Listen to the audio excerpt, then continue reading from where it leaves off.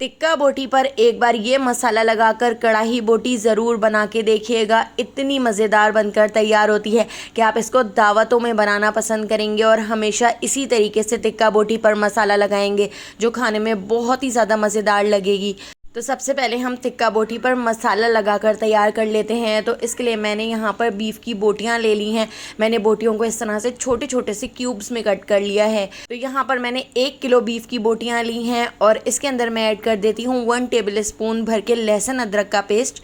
Half tea spoon हम इसमें नमक ऐड कर देते हैं। नमक आप अपने टेस्ट के हिसाब से ऐड कर लीजिएगा। इसके साथ ही अब मैं इसके अंदर ऐड कर देती हूँ 1 टीस्पून पिसा हुआ धनिया। हाफ़ टी स्पून हम इसमें हल्दी पाउडर ऐड कर देते हैं और हाफ़ टी स्पून ही लाल कुटी हुई मिर्चें मैं इसमें ऐड कर रही हूँ। हाफ़ टी स्पून मैं इसमें पिसा हुआ गरम मसाला ऐड कर देती हूँ और यहाँ पर मैंने ले लिया है भुना कुटा ज़ीरा। तो 1 टीस्पून भर के मैं इसके अंदर भुना कुटा ज़ीरा ऐड कर देती हूँ। ज़ीरे को भून कर कूट कर ऐड कीजिएगा। इसके साथ ही 2 मैंने यहाँ पर छोटे साइज़ के लेमन ले लिए हैं, तो लेमन जूस भी हम इसके अंदर निचोड़ देते हैं।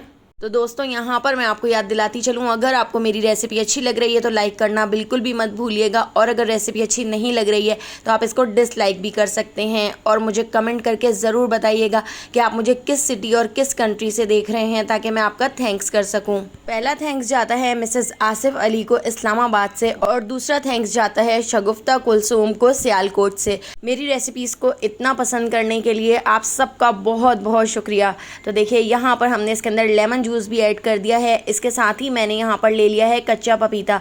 तो कच्चे पपीते को मैंने अच्छी तरह से ग्रेट कर लिया था और मैंने इसको फ्रीज़र में जमा लिया था। तो 2 टेबल स्पून मैंने इसके अंदर कच्चा पपीता ऐड कर दिया है और 2 टेबल स्पून मैं इसमें टिक्का मसाला ऐड कर देती हूँ। तो हम इन सारी चीज़ों को पहले हाथ से अच्छी तरह से मिक्स कर लेते हैं, लेकिन अभी हमने इसमें और भी चीज़ें ऐड करनी है, इसलिए आप वीडियो को बिल्कुल भी स्किप मत कीजिएगा। इतना मज़ेदार आपका टिक्कों पर मसाला लगेगा कि मैं आपको बता नहीं सकती। मतलब इतना मज़ेदार मसाला आपने टिक्कों पर कभी नहीं लगाया होगा।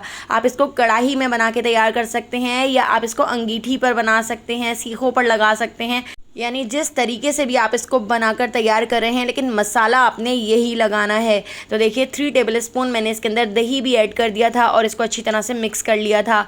2 पिंच हम इसके अंदर ऐड कर देते हैं जर्दे का रंग, इससे कलर बहुत अच्छा आएगा। इसको भी हम इसके अंदर अच्छी तरह से मिक्स कर लेते हैं। इसके साथ ही हाफ़ टी स्पून कश्मीरी लाल मिर्च भी मैंने इसके अंदर ऐड कर दी है और यहाँ पर आधा पंच मैंने ले लिया है हरा धनिया। तो बारीक कट करके हम इसके अंदर हरा धनिया भी ऐड कर देते हैं और इसको भी अच्छी तरह से मिक्स कर लेते हैं। तो इसको हम हाथ से इस तरह से दबा दबा के मिक्स करेंगे ताकि बोटियों के अंदर तक सारा मसाला चला जाए। इसके साथ ही थोड़ी सी मैंने कुटी हुई लाल मिर्चें और ऐड कर दी हैं और यहाँ पर मैंने ले ली है घर की फ्रेश मलाई, जो ताज़ी मलाई होती है आपने वही ऐड करनी है। तो 4 टेबल स्पून तकरीबन मैंने इसके अंदर घर की फ्रेश मलाई ऐड कर दी है।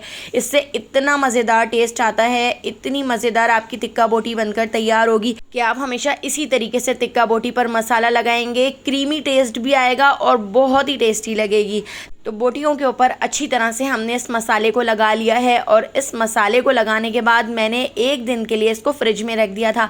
यानी मैंने रात में मसाला लगाया था और दूसरे दिन मुझे इसको बनाकर तैयार करना था। तो मैंने इसको ढककर तकरीबन 10 से 12 घंटे के लिए फ्रिज में रख दिया था और उसके बाद अब हम इसकी कढ़ाई बोटी बनाकर तैयार कर लेते हैं। तो मैंने कढ़ाई के अंदर ऐड कर दिया है तकरीबन 1/4 कप कुकिंग ऑयल और इसके अंदर एक मीडियम साइज़ की प्याज हमने स्लाइस में कट करके ऐड कर दी है। प्याज को हल्का सा फ्राई कर लिया है और प्याज के अंदर हम ऐड कर देते हैं टिक्का बोटी का मसाला जो हमने रात में लगा कर रख लिया था। तो इस तरह से टिक्का बोटी बहुत ही जूसी बनकर तैयार होगी। अगर आपके पास टाइम कम हो तो तकरीबन हम 4 से 5 घंटे के लिए भी इस मसाले को लगाकर तैयार कर सकते हैं। कढ़ाई में ऐड करके हमने इसको मीडियम टू लो फ्लेम पर इतना पका लेना है कि इसका सारा पानी खुश्क हो जाए और अच्छी तरह से ये भुन जाए। तो थोड़ी थोड़ी देर में चमचा चलाते हुए मैं इसको इतना पका लूँगी कि ये मसाला नीचे लगना शुरू हो जाए। तो क्योंकि हमने इसमें कच्चा पपीता ऐड किया हुआ है इसलिए आपने इसको ढककर नहीं पकाना है, वरना बोटियां बहुत ज़्यादा गल जाएंगी। जब मसाला इस तरह से बनकर तैयार हो जाए तो उसके बाद आपने इसके अंदर प्याज ऐड करनी है और इसके अंदर हम लगा देंगे कोयले का दम, जिससे इसका टेस्ट और ज़्यादा मज़ेदार हो जाएगा। गरम गरम कोयला रखकर इसके ऊपर थोड़ा सा ऑयल डालकर इस तरह से हमने कोयले का दम भी इसके ऊपर लगा दिया है और यहाँ पे हमारी बहुत ही टेस्टी, बहुत ही मज़ेदार कढ़ाई बोटी बनकर तैयार हो चुकी है। खाने में बहुत ज़्यादा टेस्टी लगती है, एक बार ज़रूर ट्राई करके करके देखिएगा।